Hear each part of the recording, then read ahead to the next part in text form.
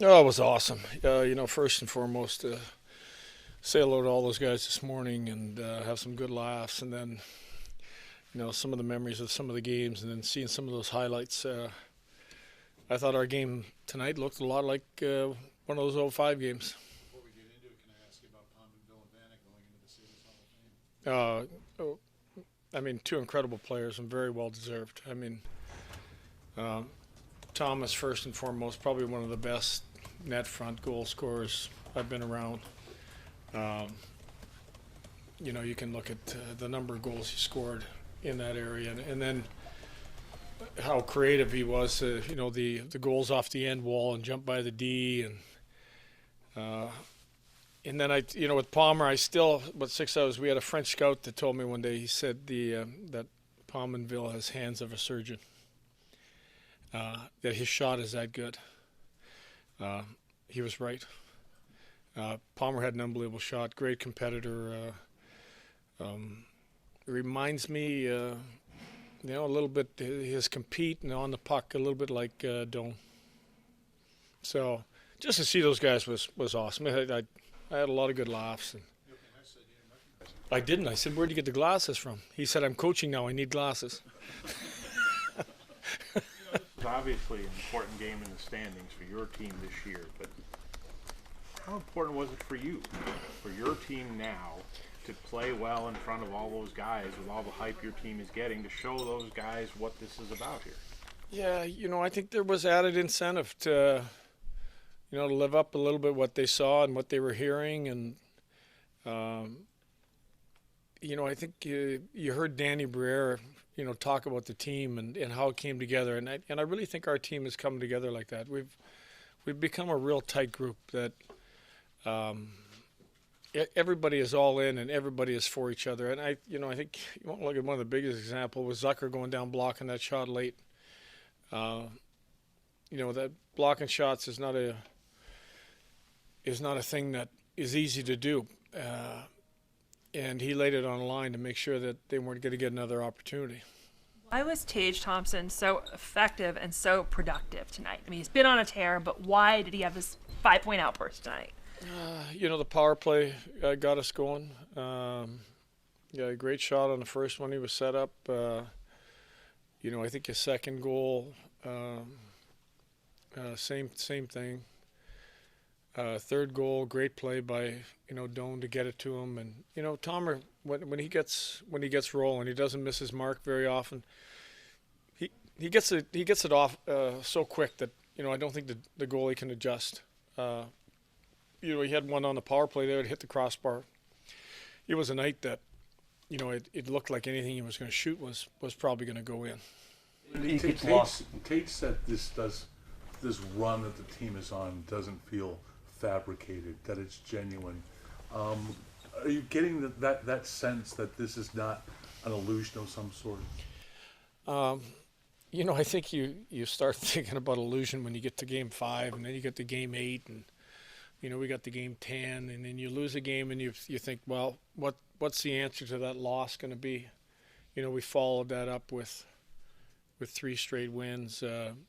Lost a tough one the other night to Florida, and you bounce back again and win a couple games. So I think the answer is, can you respond to the losses or you can play really well, and there's different things. Tonight special teams could have at the end hurt us. We gave them that 5-on-3. We gave them a couple power play goals. We knew their power play was good. But we started 1-0. We handed them a goal. We fought back. They got 3-2. We fought back. And I think that ability to keep getting back in the game is a great quality. And just take it one game at a time. We don't need to, say whether it's real or not real. We're just taking it a game at a time and trying to improve our game every day. Play on Thompson's second goal. It gets lost in the the big picture, but what does that illustrate to you? His work along the boards there to create that. Again, I thought our forecheck was probably as good as it was all year tonight. These last 2 games, our forecheck was really good. Created a lot of turnovers. Our wall battles, I thought, You know, if you want to look at the empty net goal, you want to look at Tomer's goal.